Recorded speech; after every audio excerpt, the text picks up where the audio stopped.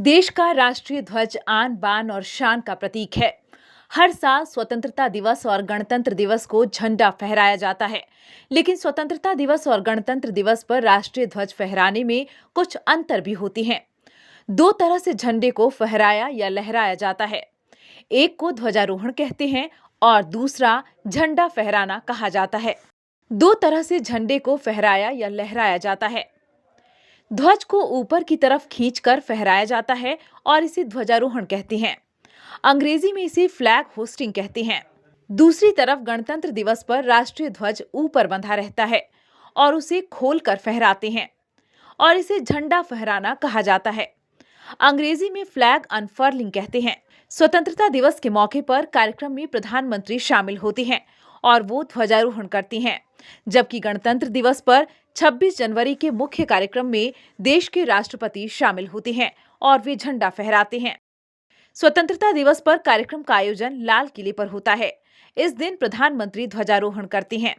वहीं गणतंत्र दिवस का कार्यक्रम राजपथ पर होता है। इस दिन राष्ट्रपति झंडा फहराते हैं। प्रधानमंत्री देश के राजनीतिक प्रमुख होते हैं, जबकि राष्ट्रपति संवैधानिक प्रमुख। देश का संविधान 26 जनवरी 1950 को लागू हुआ। उससे पहले न देश में संविधान था और न राष्ट्रपति। इसी वजह से हर साल 26 जनवरी को राष्ट्रपति राष्ट्रीय ध्वज फहराते हैं। न्यूज विंग की ब्यूरो रिपोर्ट।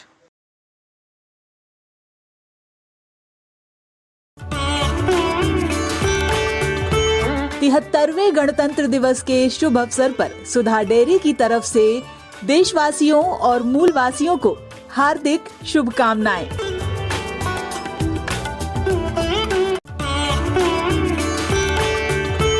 73वें गणतंत्र दिवस की संपूर्ण राज्यवासियों को हार्दिक बधाई एवं शुभकामनाएं। आज पावन दिवस पर मैं यही कामना करता हूं कि संपूर्ण राज्यवासी संविधान के अनुरूप आचरण करते हुए समता मूलक एवं विकासात्मक राज्य बनाने में अपनी अहम भूमिका निभाएं।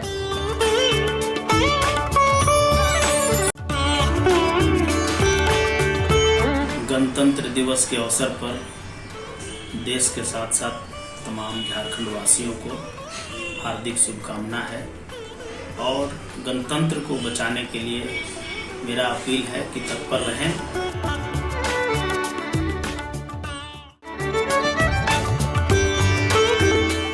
रांची के लालपुर स्थित चिंगारी हॉटस्पॉट रेस्टोरेंट की तरफ से 73वें गणतंत्र दिवस की राज्यवासियों को ढेरों बधाई और शुभकामनाएं।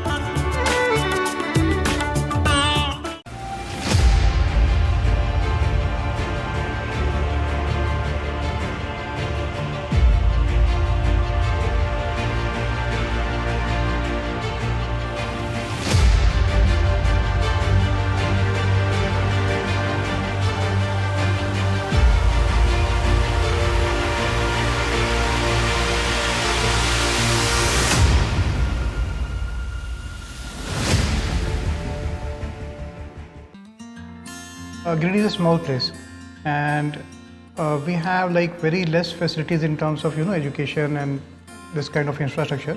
It came to our mind that basically there should be good opportunities for the students of Giridih, those who are leaving the town and going outside for studies, their higher studies and their education.